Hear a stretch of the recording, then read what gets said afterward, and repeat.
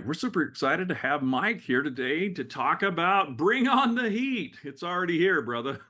I Um, know we're a little bit late to the party on this one, but that's all right. I think it's still really relevant because, as you said, we're not out of the woods yet. I mean, we had some record-breaking heat last week.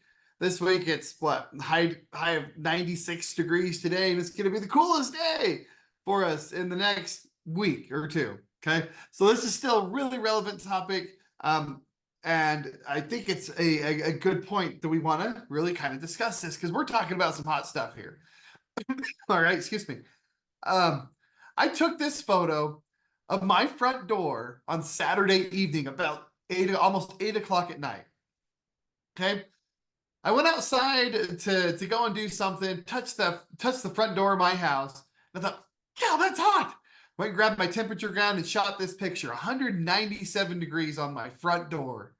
Okay, it's hot out there. Okay, and this is a heat-related emergencies and illnesses are a leading cause of weather-related death. Per year, there's on average about 40 deaths and almost 3,400 lost time injuries or illnesses. Now that's not here at the trust. That's national data. Okay, if that was here at the trust, that'd be bad news. Okay, but that's just some national data for us to show that these are very serious things, and heat can definitely kill you. Okay, when we talk about heat and heat injuries and illnesses, what we mean is a heat injury or illness happens when the body can't sufficiently cool itself fast enough. Okay, when we're working out in the heat outside, we expend about a liter of sweat per hour during heavy exertion. Outdoor workers are affected the most, but indoor workers can face other heat sources. Okay, so it's not just the outdoor people who are out, working in the trench or working in the park or working in the trees as an arborist or whatever it may be. Okay, it's everybody. Indoor workers suffer from radiant heat. Okay, heat from machinery. What if you're a backhoe operator or an excavator? You got the heat off the engine of that big machine. Okay, so even though you might have the AC in the cab that might work just a little bit, okay, at least give you a little bit of a breeze, there's still a lot of heat being generated there, even if you're indoors. Okay, so heat is a definite consideration of what we can do to make sure that we stay safe on the job site. Okay, a lot of times we think about the heat here in Utah, though. We think, oh, it's just a dry heat, though. Okay, it doesn't really affect us. Like I came from the South, or I came from Florida, or I came from Texas, or I came from Massachusetts. And we have heat there, or we have heat here in the state of Utah, but it's just dry. Okay. You go back there, you go back east somewhere, and it's a wet heat. It's humid, it's sticky, it sticks to your body. Okay. Temperature is not the only thing that affects how heat affects us. Okay, we have to look at different factors. Things like the relative humidity, things like the intensity of the solar exposure, the UV exposure that we're going to be exposed to. And then again, the radiant heat coming off of equipment, machinery, things like that. Okay. And all that boils down to what we call the heat index. Right? What the heat index does is it takes the temperature of the air, the actual air temperature, takes the relative humidity, as well as it takes into account the intensity of the solar output. Okay? And then it brings it together inside of a range that we call the heat index. Okay? So a temperature of 96 degrees with 40% humidity, it feels more like it's 101 degrees, not just the 96 degrees. And you can see from this chart, as the temperature increases or as the humidity increases, okay, we get a heat index, so it feels like temperature of much greater than what the thermometer is actually reading. Now that's important, okay, and I'll talk about why the heat index is so important here in just a minute.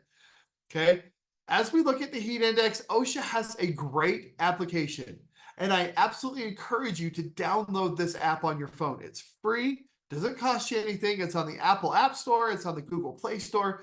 If you just search OSHA Heat Stress app, you're going to find this application. Okay, this photo here, this screenshot was taken Saturday evening. 7:42 p.m. This is when I shot my door. It was 197 degrees. Outside, it was a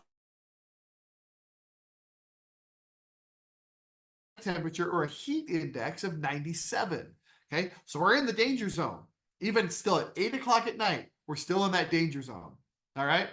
So this OSHA app is absolutely fantastic. It will take your location where you're at, and it will tell you what the heat index is right directly where you're standing. You can also take this and plug in whatever data you want, whatever address you want to at the top rather than using your location. So say you have a job site. You're going to go to this certain part of the city, and you're going to do a job out there, and you want to know what the heat index is going to be when you get there. Okay, you can type that in. It'll bring up the weather. It'll bring up the temperature, the humidity, the predicted temperature, and the humidity. Then it will give you that heat index. Okay, it can give it to you at an hourly basis. This is what it's going to be like at 9, 10, 11. I'm going to go out there at 2 in the afternoon. What's the heat index going to be like at 2? It'll show you that. Okay. Now, this application is actually very well done and very well built. Coming from somebody who has a background as a first responder, this is one of the best heat apps that I've seen out there that will identify your heat index as well as give you some signs and symptoms of heat stroke, heat exhaustion, heat syncope, those kind of heat cramps and those kind of things. And then the first aid to do with the different kinds of heat illnesses that you may be dealing with. Okay, it's a great one-stop shop. So I absolutely encourage you to take the time and go download this app on your phone and use it pretty extensively, because OSHA has a new standard coming around heat prevention. Okay, it's coming. It's going to be here. Okay, this is a new thing that OSHA is coming out with now. OSHA has just relied on the general duty clause to really say, okay, general hazards, this is where you should be kind of taking care of your heat prevention plans. Okay, your heat illnesses and making sure that people stay out of the heat or are hydrated and things like that. They were kind of just relying on that one general standard. But they've since gone through and they said, okay, we need a whole new standard, a whole rule around heat injury and illness prevention. So this is where this is coming from. In 2021, they revised their inspection guidance and said, hey, we're going to give you notice that we're going to start to make a rule here around heat illness and heat injury and illness prevention.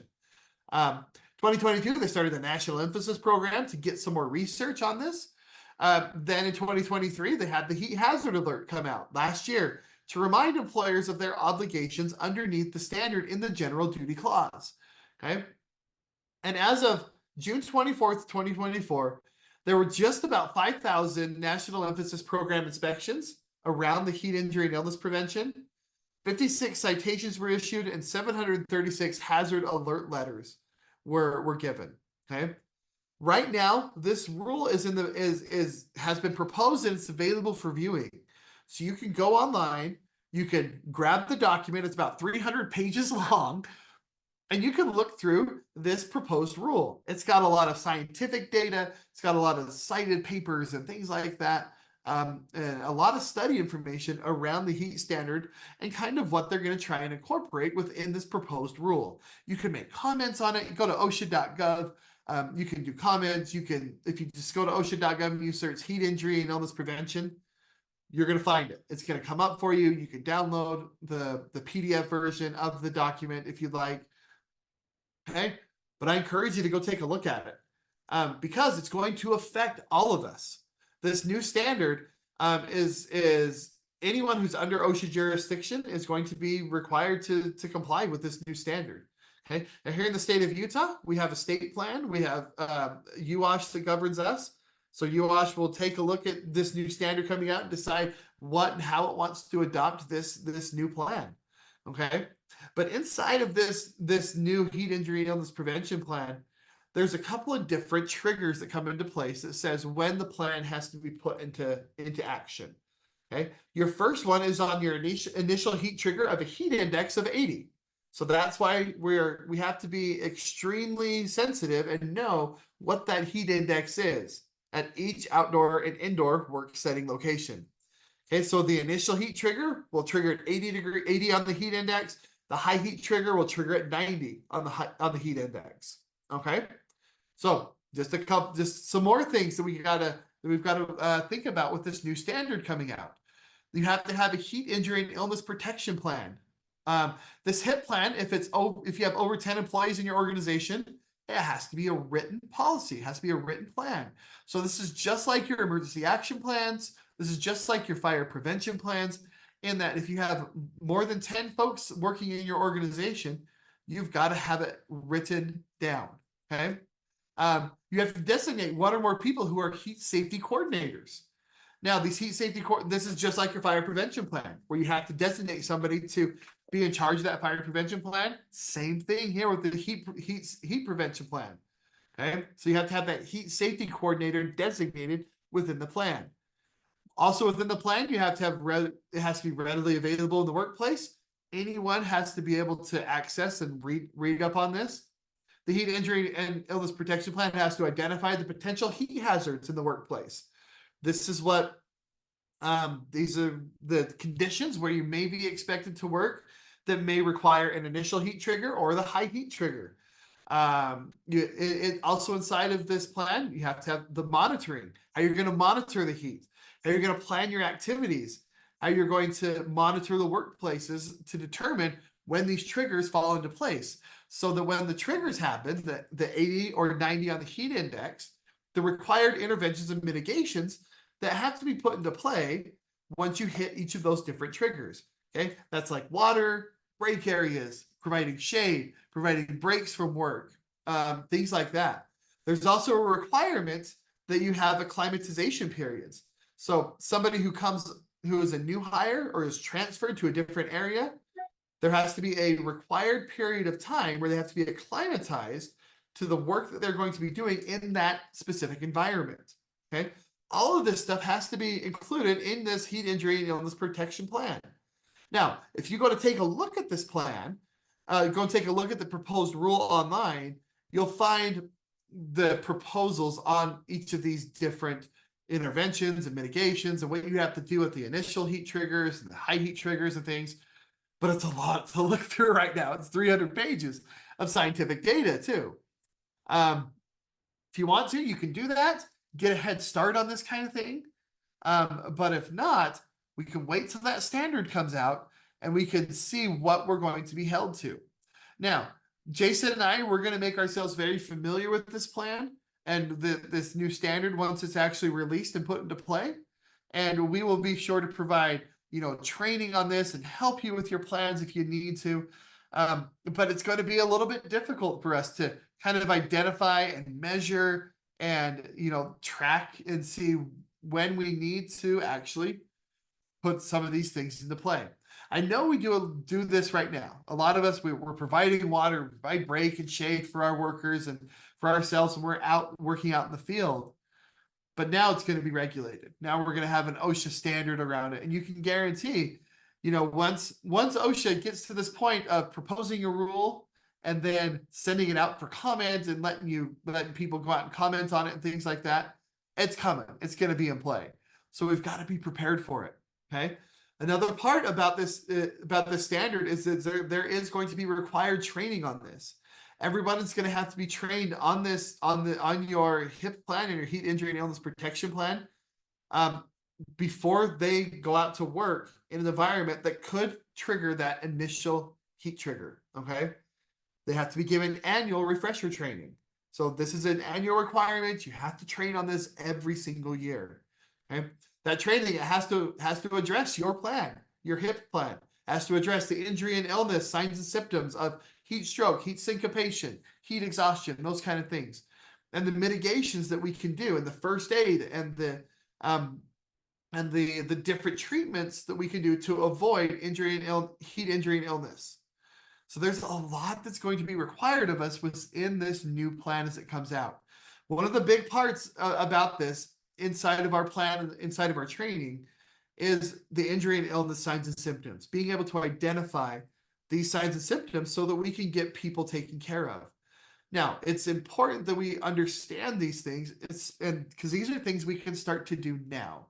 We start to educate and find out what these signs and symptoms are so we can be prepared if something happens today, tomorrow, this week when it's super hot. So let's talk about those for a minute. Let's talk about those heat signs and symptoms of illness and injury. Okay. One of the first ones that could come across is what we call a heat rash. Okay, now the heat rash is when you have your skin's being irritated because of excessive sweating. Usually this happens in like the crook of your elbows, in your joint areas, like in your groin, in your hips, in the back of your knees, your neck, things like that. You'll develop these heat rashes where you have just irritation, skin rubbing against each other from excessive sweating, under your arms, things like that. Okay. The first aid for this is try and keep it as dry as you can. Use a medicated skin powder, kind of like Gold Bond or something like that, to dry that area out and to provide a barrier there for if you're getting some irritation. Okay. Now, our next one that we're going to talk about here is heat cramps. Now, heat cramps is your body's way of saying, I'm working too hard and I'm losing a lot of salt from sweating, and your muscles start to cramp up.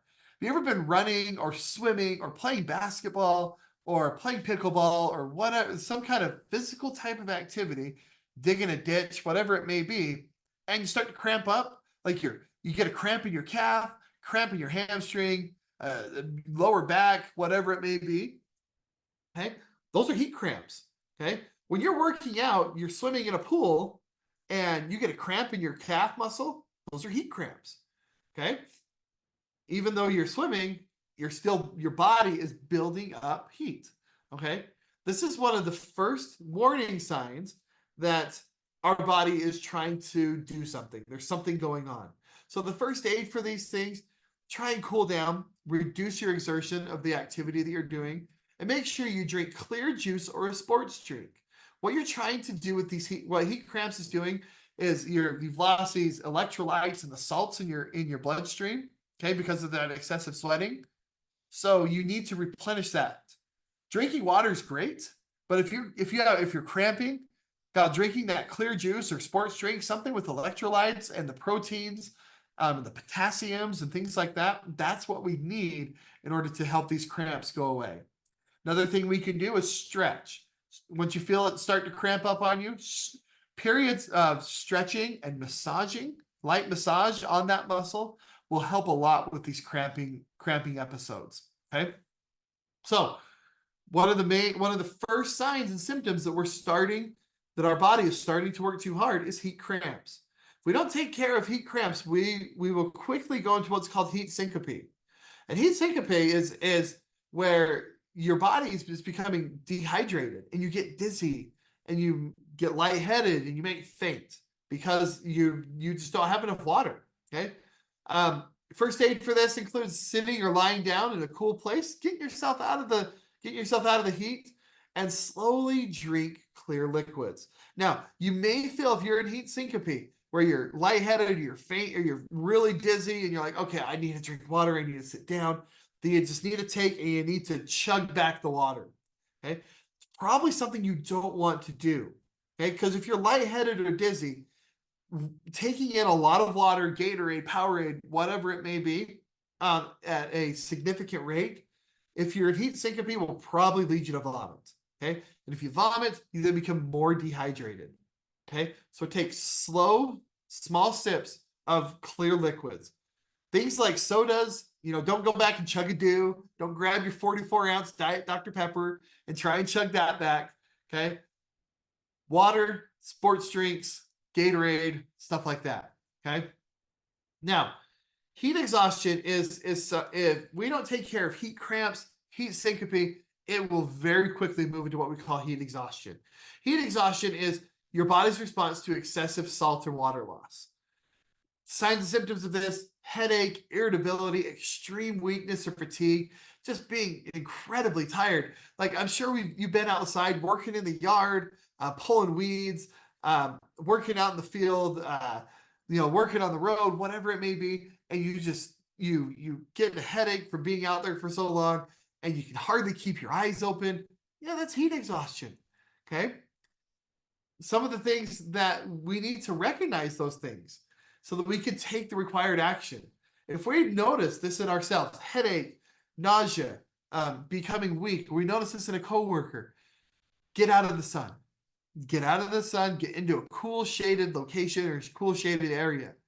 Drink lots of water or other clear, non-alcoholic and non-carbonated beverages.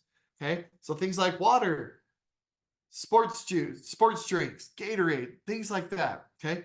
Cool water or a sponge, cool shower or a sponge bath, okay, cool the body down, okay, will help with heat exhaustion. Because if the heat exhaustion is not taken care of, it will quickly move to what we call heat stroke. Now, heat stroke is a life-threatening condition that where the body has lost all its ability to cool itself down. How can you tell the difference if somebody is in heat exhaustion versus heat stroke? Somebody's in heat exhaustion, they're sweating. They're still wet, they're still sweating. Okay. They may have confusion, dizziness, slurred speech, headache, whatever. But if they're still sweating, they're in heat exhaustion still. They're not in heat stroke yet. Big difference between heat exhaustion and heat stroke. Heat stroke, their skin is hot, it's red, and it's dry. The body has lost its ability to sufficiently cool itself down. For this person without immediate attention, this person will die. This is a life-threatening condition, okay? If somebody is in heat stroke, what we need to do is we need to call 911. This is a medical emergency. Need to call 911. After we call 911, we need to make sure we notify our supervisor, let them know what's going on, and then we need to rapidly cool this person down. Now, this is different first aid than what has been previously put out there. Okay, in the last few years, they've come out and said that rapid cooling for somebody who is going through heat stroke within the first 30 minutes of presentation of signs and symptoms will dramatically increase the rate of survival of this person. Okay. Beforehand, it was said you shouldn't rapidly cool somebody who is in heat stroke because you'll cause the body to go into shock. They've since done studies and things that have shown that is not to be the case. Rapid cooling within the first 30 minutes of presentation is how we save someone's life if they're in heat stroke. A cold water bath. We're talking ice cold water, water with ice in it. Shower, ice cold shower. Okay. Or what we call the taco method. A taco method is where you have somebody who is in heat stroke, they lay down on a tarp, you dump cold water, ice cold water all over this person, and then you have people on the corners of this tarp, you fold it up like a taco and you slosh the water back and forth over the person to use conductive energy to pull the heat out of that person's body into that water that you're sloshing back and forth. Okay. So the cold water bath, the taco method, applying ice packs. We're talking straight ice packs to their back of their neck, under their arms, in their groin area, on top of their head, on their forehead.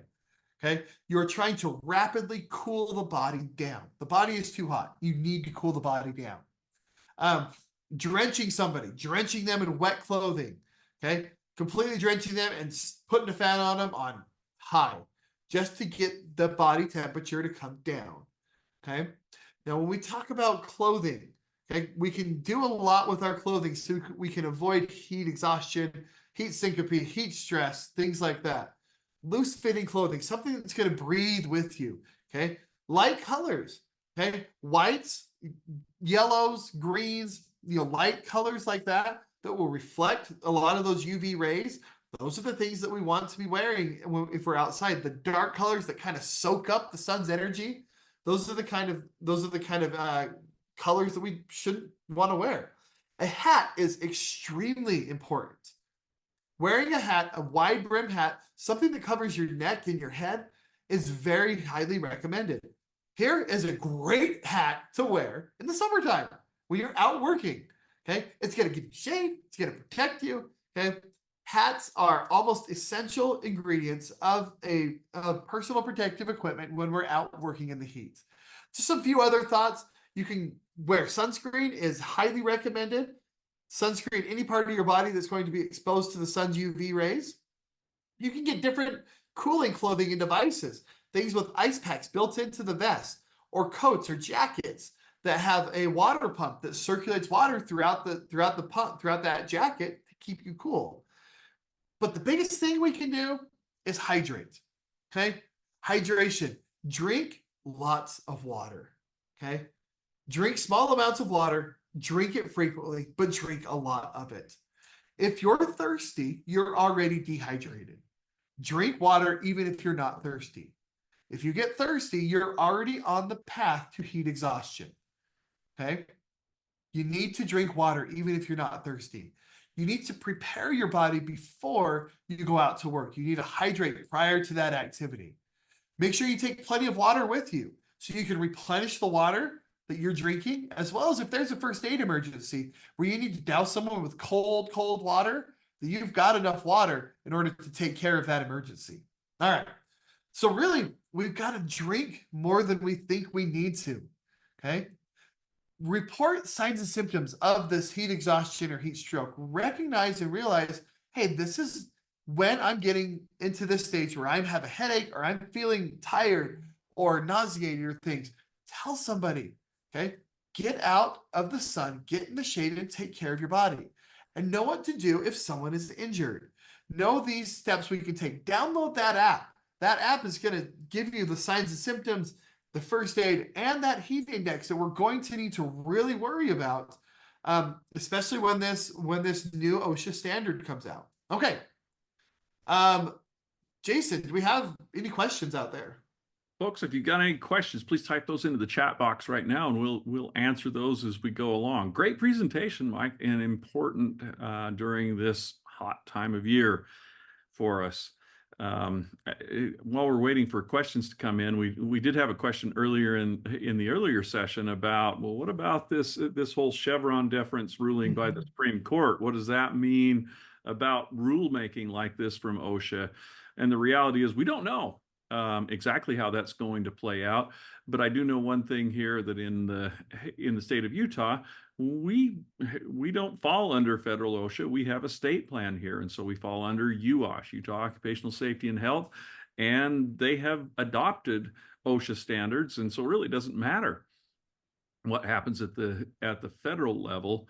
If UOSH has adopted that, that may change. Some of those may change over time, but that's really where we stand on that. And we may have a webinar on that and talk a little more specifically as things develop that way. Looking at questions, I don't see any questions there. Mike, you got any final comments? Yeah, I mean, I think this is a good time to review what you do for folks in the heat, right? If we're out working in the heat, let's make sure that we're taking care of ourselves, taking care of our bodies, and hydrate. Drink water even if you don't think you need it, because you need it. You need it all the time. And again, if you're thirsty, you're already on the path to heat exhaustion and heat stroke. Drink water even before you get there. All right. Thanks, Mike. Appreciate it. Folks, please be safe out there. Go have a safe day. Thanks, guys.